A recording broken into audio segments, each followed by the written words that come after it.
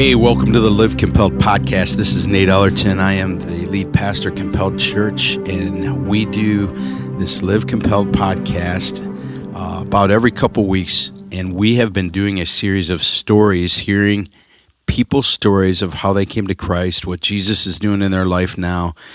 And it has been inspiring to get feedback from people who really think these stories are incredible, and hearing of how the Lord really changed lives, turned families around, generations around, and genealogies around by His goodness, His love, His forgiveness, His power, and the new life that comes in Christ. And today, I got a great brother with me, Christian Williams, and he has been a blessing. We bumped into an airport. Where were we? Was it Orlando? Yeah, Orlando, Florida. Yeah, and we got to fellowship there and hear what God was doing in his life, and that was so exciting. And I know that was several months ago, but we finally got you on the podcast. Chris, thanks for coming. Tell us some things about yourself, where you live, about your family. Introduce yourself to our listeners, and then we're going to jump into your incredible story. Hey, so I'm Christian Williams, and I'm married to my beautiful wife, Katie, who I have 3 children with, Reagan, James, and Cameron. And we actually live out in Blissfield, Michigan now. We moved out there about 5 years ago, and it's been a real blessing. We originally were in Erie, and we attended Compelled about maybe 5 years ago, around there. But I mean, currently, I'm at home with the kids most of the time, and I'm going to school. So I stepped away from work a couple of years back, and then maybe about a year ago, I started doing government contracting with a friend. It was just kind of a part-time thing while I'm in school, and but my wife, she actually works real estate, so it's we've been getting by financially, but I mean, not we don't have much, but we have enough to get by. Yeah, awesome. And so when you were attending Compelled here, Chris, you were going through quite a time. You had just gotten back. I know you've shared a little bit with me in that. So before we get into where Jesus has brought you, where did He bring you from? What were you like before this transformation? I mean, I remember, I'll start back in the beginning. When I was 4 years old, I remember sitting down at the table with my mom and praying and asking Jesus to come into my life. But the next 26 years I spent living selfishly for me. I was really focused on sports and friends and girls back in school, and didn't really take anything too seriously.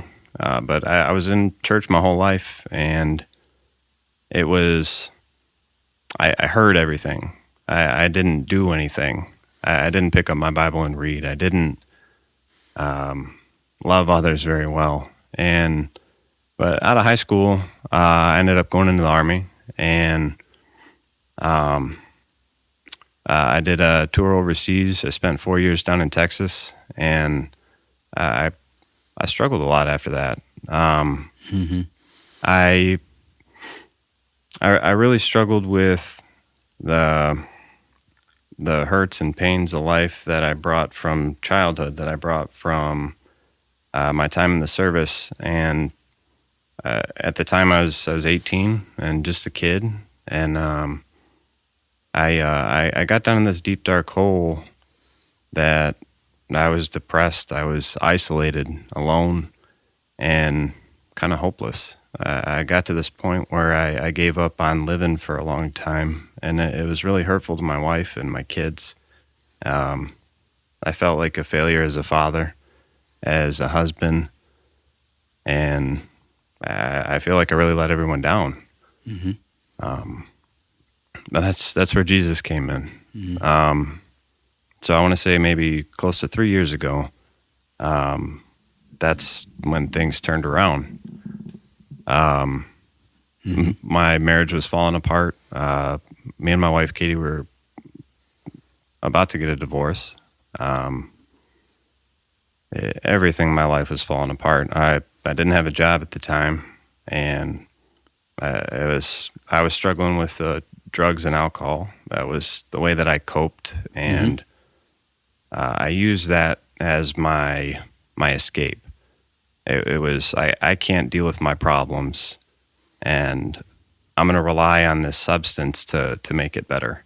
This temporary relief that I have to keep coming back to and keep coming back to finally get that peace for that short moment. And that it led me to this really dark place. And I thought I had myself convinced that it's okay for me to do this because I'm hurting. I justified everything that I did. I blamed everyone else for my problems. And then when I finally got to that point where I felt like I'd almost lost everything, it wasn't me that did anything. Mm-hmm. The only thing I did was give up and give in, truly submitting myself and asking God to come into my life. And He did. And it has turned my life around so much, I can't even explain everything. What did that look like? It was in the middle of the night? Were you with a friend? Like when you cried out to the Lord, you just gave up, said, I can't do it anymore, and God came into your life? Were you alone? Were you? So I was, me and Katie just got in this argument. I spent 3 days away from the house. I went and stayed with my parents, and I came back home, and it just seemed like everything was falling apart. I was alone. I was in my basement. It was just me at the house, and I kept asking myself, why is this happening again? Why is everything falling apart? Why is everything going wrong? I thought I was doing it right. I was providing for my family. I was doing all the things that I thought a man should do. And it just hit me. I've been the one that's wrong. I fell down on my knees and I asked God to please show me what it is that I've been doing wrong. Show me what I need to do. Show me how I'm supposed to be living life, because I thought I had it all figured out, but I didn't. I was foolish. I was childish, and in so many different ways. And then He started showing me where I'm wrong. How many times have you taken your wife on a date in the last 5 years? How many times have you told her that, no, I don't really feel like going out with you and your friends. I want to stay home alone. I was so stuck in my own head and my own hurts that I couldn't see outside of that. I couldn't see where she was hurting. I couldn't see where my kids were hurting. I couldn't see where anybody was hurting, because it was all about me. Mm. And until God finally pulled me out of that, it felt like my eyes were finally opened. I could actually see that it's my fault, no one else's. Mm-hmm. And taking that accountability, finally admitting to myself that I'm the one that's wrong, it took a lot. It was hard for me to come to that. Why do you think it was hard? At the end of the day, all of us, we want to be seen as good. We want to be seen in society as like we fit in. We want to be seen that we're smart, we're capable, we're strong, or whatever it is that we value. Sure. We want to be seen that way. So, it was hard for me to admit that I'm wrong. Mm-hmm. I don't have it figured out. I don't know. I don't understand. And it made me feel powerless. But that's exactly what I was. So it's an interesting theme that comes up, Chris, when we really surrender to God. But it's that time of really just raw humility, where you're just like tired. You're sick and tired of being sick and tired. And thank the Lord for your mom. You turned to what you knew was true, the Lord.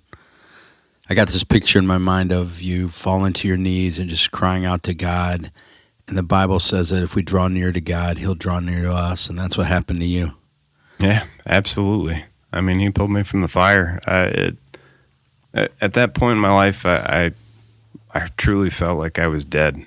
Mm-hmm. I stopped eating. I stopped taking care of myself. I stopped showering. Mm-hmm. I stopped taking care of my responsibilities in the home.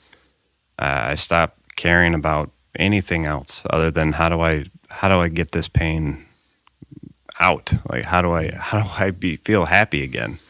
So just for context, how many years were you suffering like this? Like after your marriage?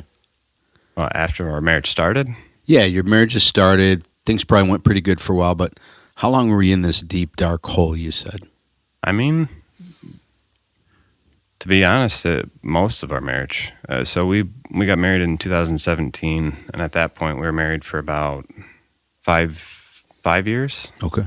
and almost the whole time, because we didn't start our marriage off biblically, and I understand the consequences of that now, but back then it's okay. Right. I can live with my wife before we're married. We can sleep together before we're married. We can do all these things, but then we didn't have that time alone and that time together to get to really know each other deeply. Sure. And I put all these unreasonable expectations on our marriage about, I expect you to, I'm the provider and protector. I go to work every day. You should be at home taking care of our children, taking care of our home. And I mean, our intimate relationship was almost non-existent for a long time. And So you're in this deep, dark hole. You and Katie don't know marriage any other way. You hit rock bottom, and you have this transformation in the basement. Jesus comes to you, makes himself real to you. You surrender everything. You give it all up. You humbly, literally, physically and spiritually kneel before the Lord. What things started changing after that? So, I mean, mostly it's all me, my heart. I mean, it took a while for things to start changing between me and Katie, or me and my kids. Sure. But it all started with me making the changes that I needed to make. I was isolated. I was alone. We started getting involved in our local church, and we started going there and making that a priority, that we're there every week, that we're connecting with the community, and not just going there. Let me interrupt you real quick. Yeah. Because this is a question I want everybody to hear. You started getting involved in your local church. Was Katie already going? Were you the one that said, you know what, let's go to church today? Like, what did that look like? So if I remember correctly, it was just kind of an agreement between us. Yep. That we realized it was during the whole COVID period where churches started shutting down, and we kind of got lazy, started watching church online, and Sure. We got this like disconnect that, Yep. and I don't know, then a few Sundays we'd sleep in here and there. We stopped coming to church. We stopped getting around people. It was easy for me because I didn't want to be around people anyways. I was so depressed and so miserable that I'd go to church and show up and meet the same person 10 times. They'd tell me their name, and I still can't remember it. And that selfish part of me. I'm so focused on myself, I can't even remember someone's name. And so focused on self. yeah.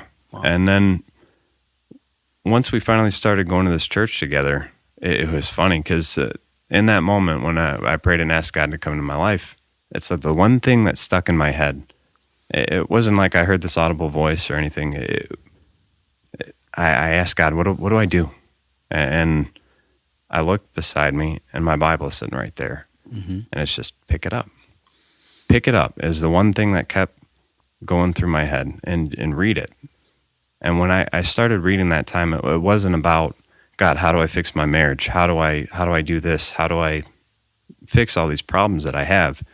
How do I feel happiness again? It was, I just want to know. And then it was little by little learning who God actually was.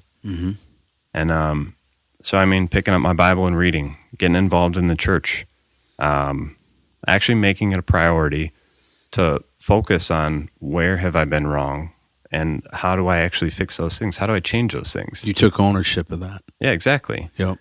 You didn't blame, in all the things you're talking about, you have not done what a lot of us men do at times, is blame our wives. You have not made any implication to your wife that this was her issues or she didn't respond to you correctly. You're really owning it. That's pretty great. Well, I mean, that's the one thing I finally found that true change actually comes about is I'm wrong. Please show me how I can fix this. Because I don't have the power to change anyone. The only power that I have in this life is to make my own choices. What am I going to do? How am I going to respond? What am I going to say? Man, that's such a key to life right there, Chris, what you just said. You don't have the power to change anybody but yourself. And with the Lord's help, how are you going to change? How are you going to respond? That's powerful. Well, I mean, that's the one thing that's actually been working for me. Yeah. It's for so long in our marriage, I would, before that moment, I would blame Katie. Mm-hmm. I'm not going to be very loving to you because you're not giving me the things that I want or need. Mm-hmm. Like the dishes aren't done, and just simple things like that really just don't matter at the end of the day. Mm-hmm. And I mean, it was so childish of me to act that way, but it felt like it hurt. It felt like it was disrespectful. Listen to this, fellas. Go ahead. I took that disrespect that I felt and blamed my wife for my own issues. I wasn't being very loving to her. I didn't think about her. I only thought of myself. And I didn't realize that because why am I not getting the things that I need? I'm not getting them because I'm not treating her very well. No wonder why she acted the way that she did. 100%. It's because of me. Yeah. It's not her. Right. I can't blame her for anything. Mm-hmm. I mean, in a marriage, it's 50-50. We work together as a team, and we weren't doing that. Yeah. When I bumped into you in Orlando, I hadn't seen you for a couple years, and I wasn't sure it was you because you looked different. Like you physically looked different. Like I remember you used to, when you came to Compelled, you guys used to sit back by the drinking fountain. You didn't look well. You didn't look happy. You didn't look like you wanted to be there. But yet you were coming, you were trying. But when I saw you in Orlando, there was a light of Jesus in your face. Your eyes lit up when you saw me. We hugged like crazy people in the middle of the airport, and you began to share the story with me. And there's one thing that you said. You guys just didn't attend church. You got involved in your church, and you got involved in a small group that was, talk about your small group. So I started going up to the church with Katie, and I felt like I was still really struggling. It's not like everything just changes overnight. You had some negative patterns of life you had to overcome. Yeah, and the one thing I knew is I can't do it alone. I mean, I'm powerless to this. I mean, I'm allowing Christ to finally work in my heart rather than, I relied on my own strength, my own wisdom, and that's what led me to being miserable.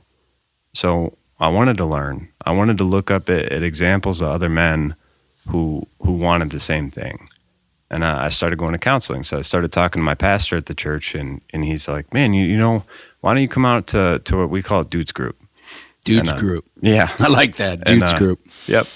And a small group of guys, and they get together every Thursday night. And so I started going up there.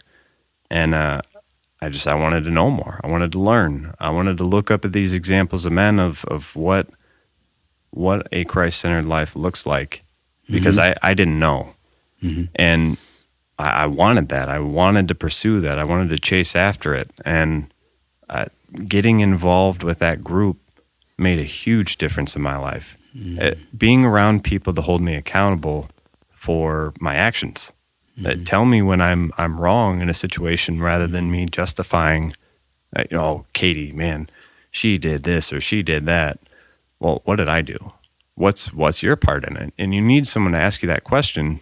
And if you're trying to do it alone, you're going to fall on your face every time. Mm-hmm. But getting up there and getting involved with another group, a group of men who are going to lift you up, encourage you, love on you. I mean, I've never had friends like that before where they just care about you. So many times people overlook community in the body of Christ or small group. They think it's just a Bible study or a class. But when it becomes highly relational where, you are really involved in weeping with those who weep, rejoicing with those who rejoice, encouraging one another, spurring one another on to love and good works. It says in Hebrews, man, that's life-giving, isn't it? It absolutely is. And, I really like to give some thanks to Pastor Gail and Kurt Bush. Those two people really came alongside me and encouraged me and lifted me up when I couldn't pull myself out of that hole. Yeah. And it's like God sent those men to be in my life. Yeah. to lower the rope down so I could climb out. Wow. And that's what it felt like. I finally have people that actually care if I'm still breathing. Mm-hmm. They'll answer the phone if I call. They'll meet me if I need something. They'll help me if I need it. They're there for me. It's a real brotherhood, isn't it? And that absolutely. A lot of men don't do what you did. They don't look for that. They just hold back, and they're not very. Us guys, sometimes we just don't reach out. One of the saddest stats in the church that I know is 80% of men have no other man they can say is their best friend. That stat really breaks my heart. Yeah. No, it really... But you lived that for a while. Yeah. I mean, I was right there. It was my own ego and my own pride that got in the way that I'm strong enough that I can overcome this. And the hole kept getting deeper. Yeah, me too. It kept getting harder to get out of. Wow. And I finally got to the point where I can't get out. Mm-hmm. And that's why I feel like I lost all hope. And when that hope was gone, I don't care. Yeah. So what's life like now, Christian? Like God's taking you on a journey. You're still as bright-eyed as I saw you in Orlando. You're excited. You got things in the horizon that Jesus might be leading you to. You got family. Before we started this, you're talking about your kids and how much you love them, how much you love your family, your wife. You lit up. What's life like now? I think I could answer for you, but... I mean, I know you could. Life's great. I mean, I've never felt this kind of peace in my life. I've never felt this kind of joy, or this happiness, or this like thankfulness. I mean, I am thankful to be breathing today. Before, I didn't want to live. I prayed and asked God, just please let me die. Mm. And now I have a purpose again. I have something that God's calling me to be doing. I mean, loving God and loving others. Yeah. He made it easy for us. Mm-hmm. I mean, it's so simple that I felt so stupid. Right. But I'm so grateful to have my wife and my kids. Yeah. I mean, without them, I would have truly have been alone. And they were there for me still in that time, and I really let them down. But I'm there now. I mean, my life looks like it's focused around my family. It's focused around my whole mission and goal with my family is to bring them to Christ. Mm-hmm. That's what I live for. Is not about me anymore. It's about bringing other people to Christ, because that's what Christ did for me. He pulled me out of that hole and gave me new life, and I'm happy. Mm-hmm. Well, I know your wife, and I got to believe Jesus answered some of her prayers with your story. No, absolutely. I mean, I'm just thankful she stuck around. Yeah. I don't deserve her. Oh, that's great. Me neither. I don't deserve my wife. God's been good to us, brother, in the midst of all of our pride and failures. Yeah, absolutely. That's incredible. What would you say, Chris, to men that are stuck in that dark place like you were, maybe not in dark depression, but just ambivalence toward God, not grateful to their family? How could you encourage men that are listening to this? I mean, the first thing I say is don't give up hope, because God is right there, walking alongside you, gently waiting for you to turn to Him. Mm-hmm. That's what He does. He's not going to force you to love Him. He's not going to force you to follow Him. He wants you to love Him back, because He loves you so much. Don't give up that hope. But the one thing I'd say is be honest with yourself. That's what I did to myself for years. I lied to myself and told myself it's okay that I drink. It's okay that I have a lustful heart. It's okay that I do all these things, but that's not loving. And it's so easy to lie to yourself and justify all the things that you're doing wrong, but evaluate your life. Honestly, go through your priorities. What do you spend your time doing?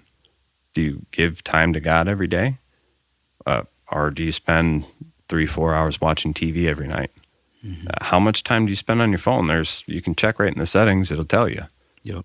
I mean, did I give more time to God today than I did to my phone and Facebook? Or I mean, me sitting down and honestly evaluating my priorities, not to give to anyone else, but that's what made me look at how am I spending my time, because that's where my heart is. All right.